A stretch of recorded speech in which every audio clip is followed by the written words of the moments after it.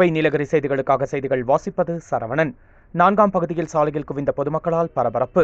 காட்டு யானைகள் ஊருக்குள் வராமல் தடுக்க நிரந்தர நடவடிக்கை எடுக்க வேண்டும் என்று பாதிக்கப்படும் பொதுமக்கள் கோரிக்கை. காட்டு யானைகள் ஊருக்குள் வராமல் தடுக்க நிரந்தர நடவடிக்கை என்ன செய்ய போகிறது வனத்துறை?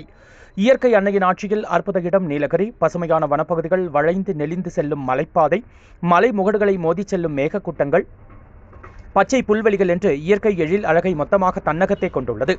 நீலகிரி சுற்றுலா பயணிகளை கவர்ந்து வந்தாலும் மறுபுறம் வனவிலங்குகளால் மக்களுக்கு பாதிப்பு தொடர்கதையாகி வருகிறது. மேற்கு மலர் தொடர்ச்சியின் அங்கமாக நீலகிரி மலைப்பிரதேசம் உள்ளது. நீலகிரி மாவட்டம் 60% மேல் வனப்பகுதிகளை கொண்டிருக்கிறது. இங்கு காட்டு யானை, சிறுத்தை, புலி, காட்டெருமை, கரடி உள்ளிட்ட வனவிலங்குகள் வாழ்ந்து வருகின்றன. அவை உணவு மற்றும் தண்ணீர் தேடி இடம்பெயர்ந்து ஊருக்குள் புகுந்து வருகின்றன. அந்த சமயங்களில் மனித வனவிலங்கு மோதல் ஏற்பட்டு வருகிறது. இதனால் உயிரிழப்பு சம்பவங்களும் நடைபெற்று வருகிறது. கூடலூர் பகுதியில் காட்டு யானைகள், புலிகள் உள்ளிட்ட வனவிலங்குகளின் தாக்குதல் அடிக்கடி காணப்படுகிறது. இதனால் கிராமப்புற மக்கள் பாதிக்கப்பட்டு வருகின்றனர்.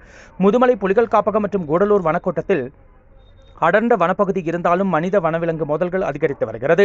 கூடலூர் அருகே ஓவேலி, பாடந்துறை, ஸ்ரீமதுரை, சேரங்கோடு உட்பட பல இடங்களில் காட்டு யானைகள் ஊருக்குள் புகுந்து குடியிருப்புகள், விளை நிலங்களில் உள்ள பயிர்களை சேதப்படுத்தி வருகின்றன. இதனால் கூடலூர், பந்தலூர் தாலுகாக்கள் நாளொரு மேனியும் பொழுதொரு வண்ணமுமாக போராட்டங்கள் பல நடைபெற்று வருகிறது. இந்த நிலையில் இன்று 4வது மைல் பகுதியில் குவிந்த பொதுமக்கள் காட்டு யானைகள் ஊருக்குள் வராமல் தடுக்க நிரந்தர நடவடிக்கை எடுக்க வேண்டும் என்று கோரிக்கை விடுத்தனர். வனத்துறை அதிகாரிகள் அவர்களிடம் பேச்சுவார்த்தை நடத்தி வருகின்றனர். இதனால் 4வது மைல் பகுதியில் பெரும் பரபரப்பு காணப்படுகிறது. கோவை நீலகிரி செய்திகளுக்காக எமது சிறப்பு செய்தி ஆசிரியர் தமிழ் வெங்கடேசன்.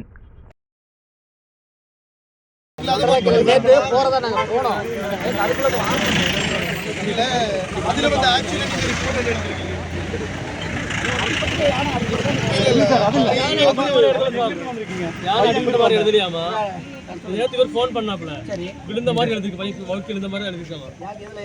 இல்ல இப்போ 2-3 பேர்கிட்ட சொல்லி யானை அடிப்படல வீட்டுல பொண்டாட்டி புருஷன் ஏதோ சண்டையில நான் சொல்றேன் சார், பொண்டாட்டி புருஷன் சண்டையில வந்துட்டு இவர் வெளியே போய் அப்படியே